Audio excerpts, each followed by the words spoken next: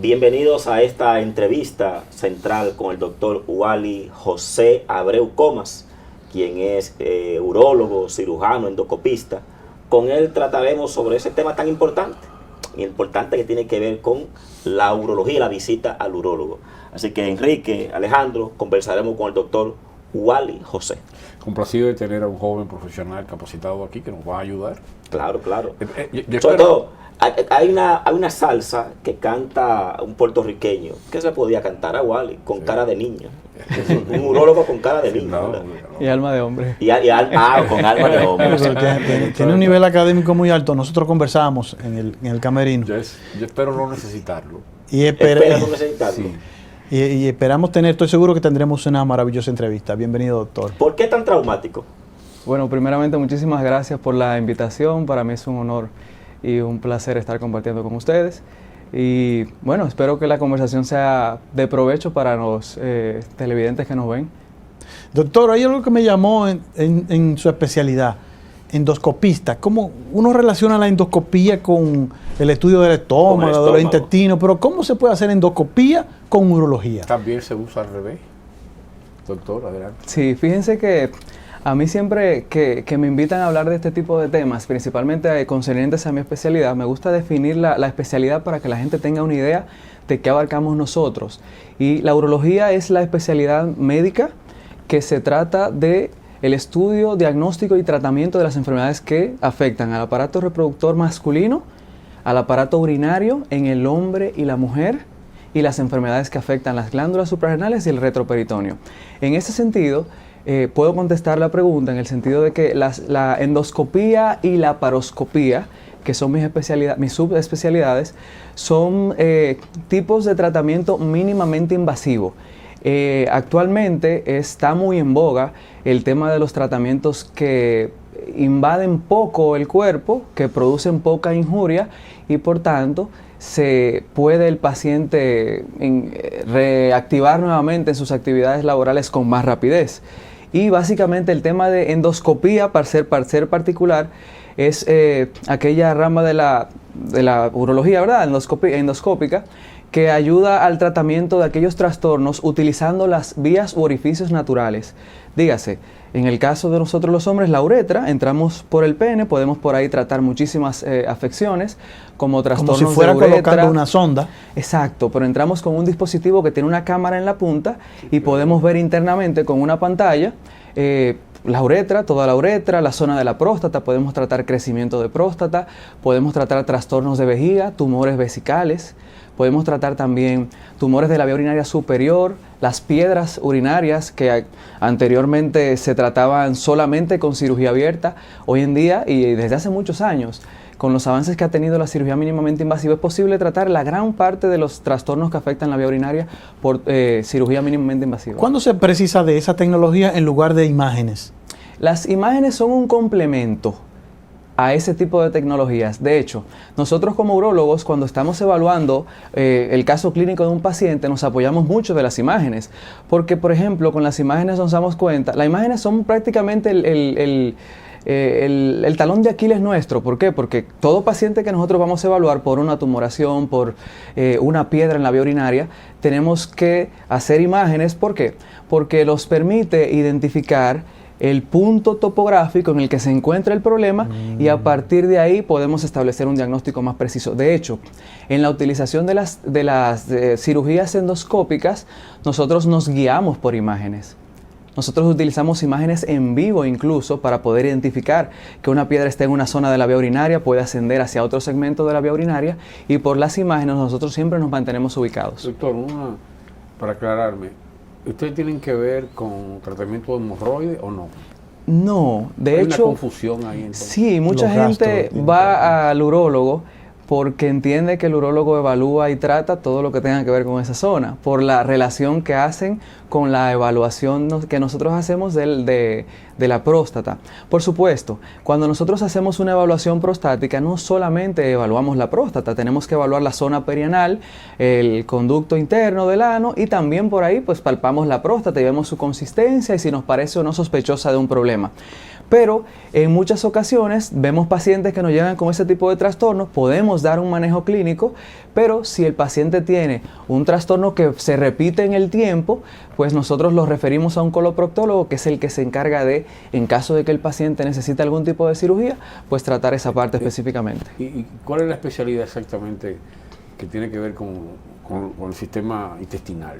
La gastroenterología maneja los trastornos de la vía gastrointestinal. Ellos hacen ciertos niveles de intervención. ¿Y esa que usted mencionó? La coloproctología. ¿Se ha especializado todavía más? En la zona del recto, conducto anal, ano y también la zona del intestino grueso. ¿Y es parte de la anterior especialidad? No.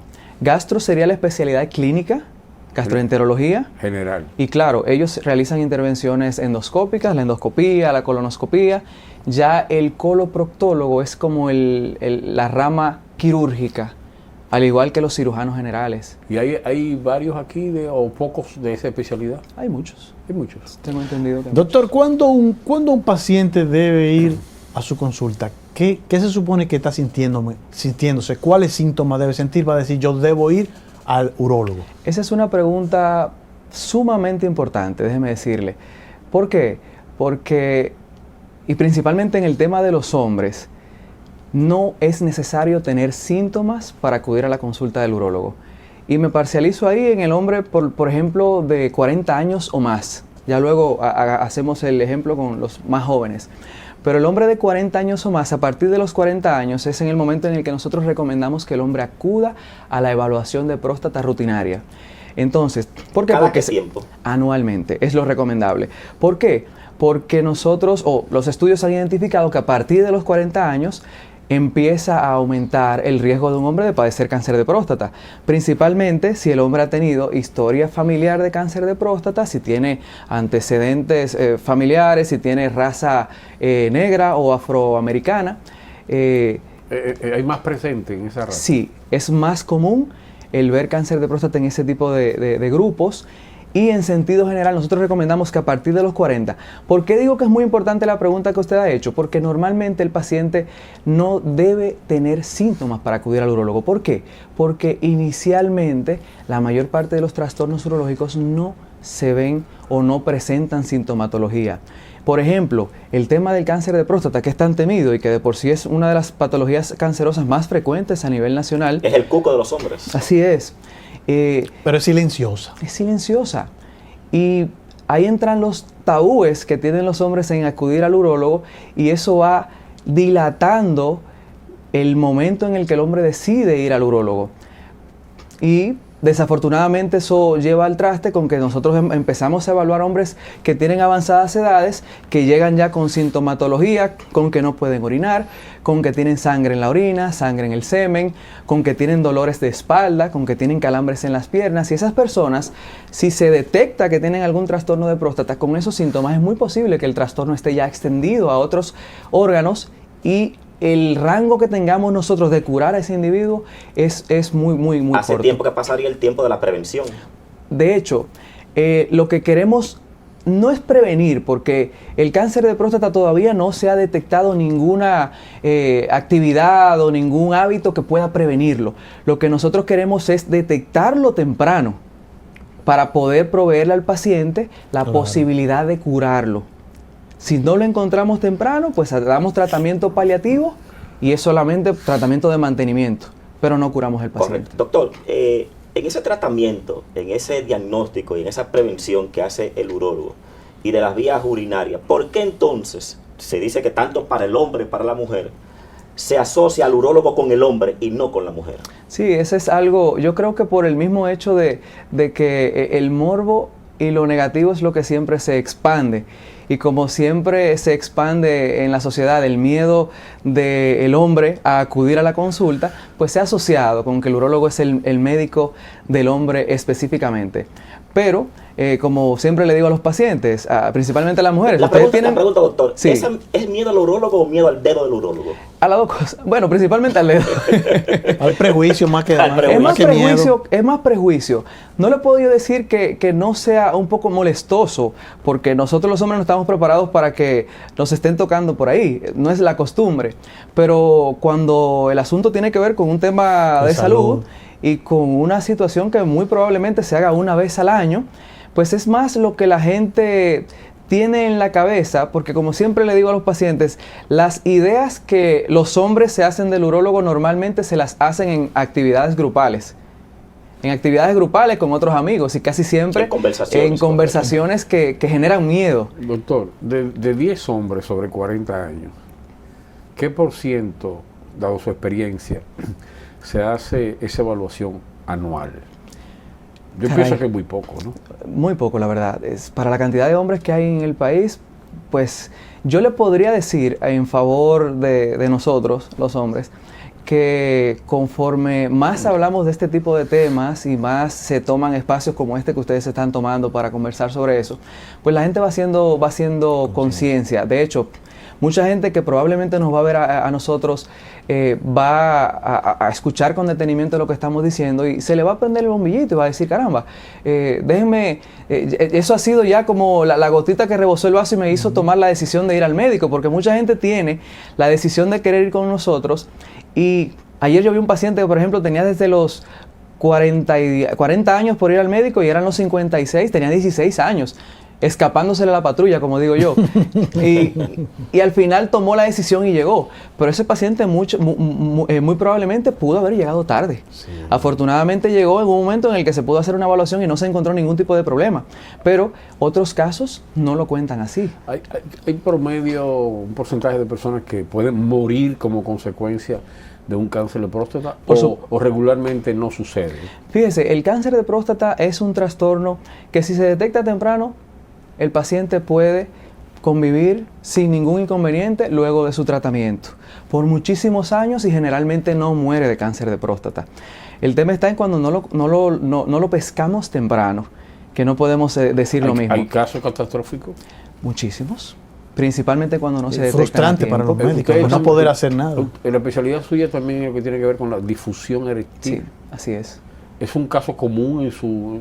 Sí, la disfunción eréctil es muy común, más común de lo que la gente se imagina. Yo leí una información que no le sé la credibilidad, muy recientemente, apenas el día de ayer, que decía que el 60% de los hombres tienen dificultad eréctil. ¿Qué le parece? Un porcentaje como muy alto, ¿no? Sí, pero es cierto, o sea, hay muchísima gente, es decir, y la disfunción eréctil, como nosotros la vemos, es como la incapacidad para obtener una erección suficiente que nos permita tener una relación sexual satisfactoria. Y es algo bastante común, incluso en pacientes jóvenes. Lo que sucede es que la etiología de la disfunción eréctil pues puede variar dependiendo de los antecedentes que tenga una persona. Por ejemplo, los pacientes que son diabéticos, los pacientes que son hipertensos, pacientes que han tenido trastornos prostáticos, son pacientes que muy probablemente pueden presentar en cierta medida algún grado de disfunción eréctil. En pacientes jóvenes, casi siempre la disfunción eréctil es psicógena, psicológica, por un tema de las expectativas que tengo yo de funcionar y cuando no tengo las expectativas o cuando no cumplo las expectativas, pues siento yo que no estoy funcionando bien y eso va generando cierto nivel de desconfianza y la desconfianza a su vez va a generar que se forme una especie de bola de nieve que cada vez que esa persona vaya a tener actividad sexual con su pareja, pues generalmente va a tener cierto nivel de dificultad. Para terminar este ciclo y darle oportunidad a mis colegas, estos jóvenes que están usando estimulante sexual a los 18, 19, 20, 21, antes de 25 años, ¿qué experiencia tiene usted con esos casos? ¿Qué consecuencia le puede traer y le trae? Porque estoy dándome cuenta de que, por cierto, décadas atrás era imposible imaginarse haciéndole propaganda a estimulantes a este nivel. Sin embargo, veo jóvenes que a mí me parecen absurdos, lo voy a decir de la manera en como yo lo interpreto. A mí me parece que un muchacho, porque son varones los que usan eso, menos de 25 años, menos de 30 años, 28 años, que utiliza estimulante sexual, está haciendo lo contrario, porque a él lo que hay que darle es desestimulante sexual. O sea, hay que desestimularlo. Y ellos lo que se están estimulando. ¿Qué le puede decir a ellos? Fíjese que simplemente no los necesitan. no lo necesitan y lo están mal utilizando. El paciente con edades tempranas que llega a necesitar un estimulante o un potenciador sexual debe ser en un caso muy particular. Normalmente en edades tempranas uno no necesita la utilización de esos medicamentos. El problema está en que esos medicamentos tienden a generar trastornos cardiovasculares en mucha gente y pues hay mucha gente que incluso ha perdido la vida tomando este tipo de medicaciones porque simplemente uno no los necesita. Lo que a mi entender ha generado mucho... ¿Le llegan pacientes de ese tipo a usted? Bueno, con los trastornos o consecuencias, no, probablemente le llegan al cardiólogo, al neurólogo, pero sí llegan pacientes que nos preguntan a nosotros y que nos han dicho que en alguna ocasión han utilizado algún tipo de estimulante y uno simplemente les dice, caray, tú no necesitas utilizar eso porque tú eres una persona joven que no tiene ningún tipo de patología, de comorbilidad, tú tienes plenitud de condiciones físicas, tú no necesitas eso. Lo que sí creo es que muchas veces uno se predispone, y muchos jóvenes de eso se predisponen con el tema de la actividad o de las películas pornográficas, por ejemplo. Y la durabilidad, la extensión, claro, el tiempo, duran más. Tienen una mala concepción de la actividad sexual.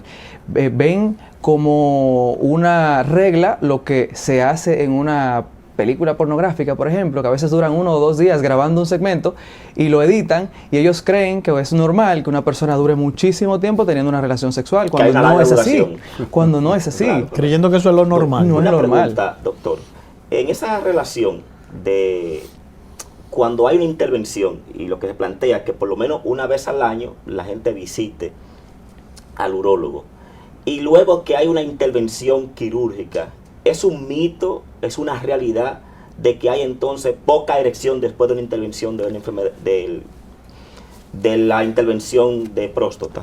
Fíjese que depende mucho del tipo de enfermedad que uno vaya a tratar. Por ejemplo, cuando nosotros hacemos cirugías por crecimiento benigno de la próstata, eso normalmente no se asocia a disfunción eréctil. ¿Por qué? Porque ¿qué es lo que pasa o qué es lo que produce disfunción eréctil? Cuando se alteran o lesionan los nervios que van al pene y generan el estímulo para producir la erección. No así cuando realizamos, por ejemplo, procedimientos por cáncer de próstata. Y aquí me voy a explicar muy detalladamente. Cuando nosotros hacemos cirugía por cáncer de próstata, la próstata debe de extirparse completamente, acompañada de las vesículas seminales y muchas veces ganglios, dependiendo del tipo de enfermedad que el paciente tenga. Cuando nosotros extirpamos completamente la próstata, ponga usted que estas manos son la próstata, por fuera de ellas y muy adosadas a ellas como si fuera una hamaca, están los nervios que sostienen, o sea, que están justo en relación con el tema con la cápsula de la próstata. Correcto. Cuando extirpamos completamente la próstata, muchas veces, cuando la extirpamos completamente por cáncer, depende mucho de las características de la enfermedad y como veamos el tejido cuando estamos haciendo la cirugía. Muchas veces podemos preservar los nervios que mantienen la erección y esos pacientes en el postoperatorio pueden tener erecciones adecuadas después de la cirugía. Y en ese sentido, aquí meto un poquito el tema de la mínima invasión, de la cirugía laparoscópica, que hablábamos en el inicio de la conversación. La cirugía laparoscópica es un tipo de cirugía mínimamente invasiva en la que nosotros con unas cámaras especiales que introducimos por unos tubitos, es lo que se hace por ejemplo en la cirugía robótica. Entonces por esos tubitos entramos una cámara que amplifica muchísimo la imagen 10-15 veces y por otros tubos metemos los instrumentos y podemos delimitar mejor las estructuras anatómicas y liberar mejor los nervios para mantener la erección. Claro, hay procesos de cáncer de próstata que quizá son de muy alto riesgo, ocupan mucho una zona de la próstata y que es imposible nosotros preservar esos nervios y por tanto esos pacientes sí van a tener disfunción eréctil.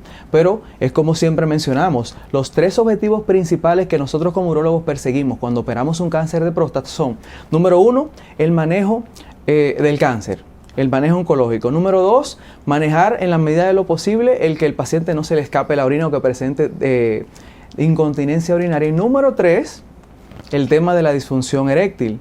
Y aún así, en caso de que un paciente presente una disfunción eréctil que no pueda responder adecuadamente al arsenal de medicamentos que tenemos para tratarlo, hay otras opciones que son muy comunes, que la gente la ha escuchado mucho, que es el tema de las prótesis de pene y la famosa bombita.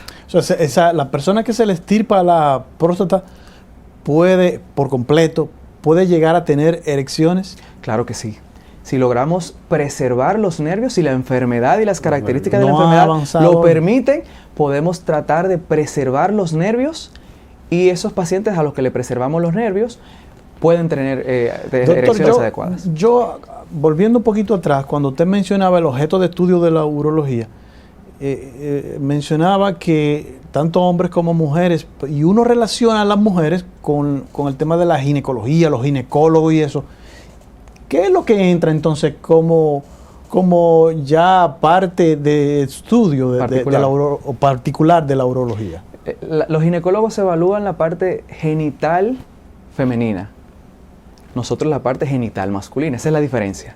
Pero aparato urinario es igual en hombre y en mujer. A la mujer le puede dar cáncer de vejiga, cáncer de riñón. Y ahí entran ustedes. Y ahí entran los urólogos. Piedras en la vía urinaria, infecciones urinarias recurrentes, y ahí entramos nosotros. Y de 10 pacientes, ¿cuántos son mujeres? 2. Más o menos. Eso puede variar de una consulta a otra. La pregunta, doctor, ahora, en la disfunción eréctil, que es un tema, ¿verdad?, que tiene que ver con los urólogos. Pero el caso al extremo, cuando se habla de la eyaculación precoz, entonces eso no entra el urólogo, sino entra el terapista sexual. Pues el terapista sexual es un aliado nuestro. Yo creo que ese tema se debe tratar de forma multidisciplinaria, porque como mencionábamos el tema de la disfunción eréctil, también la eyaculación precoz puede tener algunas características que son multifactoriales. Puede ser un tema de predisposición del mismo paciente, pero puede ser también un trastorno orgánico, una disfunción hormonal, un trastorno, ¿verdad?, anatómico del paciente que pueda necesitar algún tipo de tratamiento o intervención de quizá un neurólogo, nosotros como urólogos, y también el terapista sexual. Yo creo que el manejo multidisciplinario es la base de todo, del resultado que puede tener ese paciente. ¿Cuál es el padecimiento que usted más trata? Nosotros tratamos muchísimo el tema de la hiperplasia prostática benigna. Es muy común. Ese es el número uno. Uno de los primeros, sí. Así es. Pero puede variar dependiendo del urólogo y del área de expertise del urólogo, porque, por ejemplo, tenemos también especialistas en piso pélvico, que son aquellos urólogos que se especializan en el tratamiento de la incontinencia de orina y los trastornos de la pelvis, que son casi siempre más frecuentes de verlos en las mujeres. Y ese urólogo va a haber más mujeres que hombres, posiblemente. Otra pregunta, doctor. Cuando la gente tiene esas informaciones que se hablan en grupo, que usted dice, bueno, el mito está en las conversaciones que hacen hombres en grupo. Cuando el hombre dice, yo prefiero que el examen sea de sangre y que el examen sea físico, ¿cuál es el más efectivo de los dos? Que dicen, no, yo prefiero que sea de sangre, no prefiero que sea físico. Pero que no, dice, no, el más de efectivo sangre, es pero físico. que no me pongan la mano. Para que no me ponga la mano. ¿Cuál es el nivel de especialidad? Muy buena pregunta. Sí, ninguno por sí solo es recomendable y suficiente. Los dos. Deben ser los dos en conjunto. ¿Por qué deben ser los dos en conjunto? Porque hasta un 20% de personas que pueden tener... No te va a salvar. No se va a salvar. Pensaba que se iba a salvar. Fíjese, hasta una quinta parte, un 20% de personas, de hombres que tienen un PSA dentro de valores normales, pueden tener un cáncer de próstata y no saberlo. Y no sale en el indicador. Y no se ve en la prueba de sangre. O sea, que es más efectivo el método antiguo, es lo que sospecho. Los dos. La combinación. El doctor no cae en gancho. No, también. El doctor no cae en gancho y dice los dos. Yo siguiéndolo a usted atentamente, me parece que el táctil es un poquito más garantizado. Los dos, porque fíjese que muchas veces nosotros podemos detectar una anomalía en la superficie de la próstata, un nódulo, una zona indurada, que eso es lo que buscamos en el tacto. Okay. Pero también podemos observar, por ejemplo, que la próstata está inflamada. La próstata puede estar dolorosa, hipertérmica, y todo eso nos hace a nosotros pensar incluso en una inflamación de la próstata, en una prostatitis. Y esas son situaciones que pueden elevar el PSA, que es la prueba en sangre. Doctor, al cierre. Tengo una pregunta más. Eso que escucho creo que es cistitis, que le llaman también infección de la orina. Explíqueme eso. Fíjese que toda infección de orina... Me parece que le da a las mujeres principalmente, ¿no? Sí, toda infección urinaria... Cuando se ponen se sienten algo caliente. ¿Eso es verdad? ¿Tiene algún fundamento eso? Pudiera en algún momento. Lo que sucede es, bueno, la infección urinaria por definición es la presencia de bacterias que se asocia a síntomas urinarios, dígase, dolor o ardor al orinar. ¿Es tan común en el hombre o en la mujer o más común en la Es más mujer? común en la mujer por un tema anatómico. La uretra en la mujer es más cortita, por lo tanto es más fácil que cualquier bacteria que se encuentre en la zona del introito vaginal y en la zona del ano pueda pasar hacia la vejiga. Vamos arriba. Una pregunta al doctor. Es muy frecuente en el país el cáncer de testículo, que también se habla, y se habla también de una exploración física que el hombre puede hacer para determinar si hay alguna anomalía en esos órganos. Fíjense que el cáncer de testículo no es tan frecuente, pero es frecuente en una rama, en un marco de edad, entre los 15 y los 35 años de edad. Muchas veces no es sintomático, por tanto nosotros siempre estimulamos a que las personas que están, o los hombres que están en ese rango de edad, se realicen el autoexamen testicular. De la misma manera en la que la mujer se hace su autoexamen de mama frente al espejo, nosotros instamos a los hombres a conocerse. Uno se baña y uno siempre está mirando a ver si hay algún tema que parezca normal, pero no solamente mirar, muchas veces también tocar, sentir la superficie de los testículos, saber que es una superficie lisa y redondeada y que cualquier nódulo, bulto o zona endurecida que uno pueda sentir ahí, pues nos debe a nosotros alertar e ir al médico. Ha avanzado Doctor, el nivel de conciencia en cuanto a la próstata, ¿verdad? Ha avanzado mucho, yo creo que la gente... Enrique, tenemos que despedir. En estos segundos finales, quien vio esta entrevista que quiera contactarlo, ¿cómo lo ve a usted? ¿Cómo lo consulta? ¿Cómo se contacta? Muy bien, yo laboro en Sedimat y me pueden contactar al 565-9989. Estoy en el Centro Médico de Diabetes, Obesidad y Especialidades SEMDOE, que ahí el 741-0000 puede agendar una cita con el doctor Abreu. Mi teléfono personal es el 829-610-2183 y estamos a la orden para lo que... Maravillosa entrevista, muchachos. Así es, Muchas gracias. Gracias al doctor Wally José Abreu por acompañarnos en esta Muchísimas mirada. gracias a ustedes.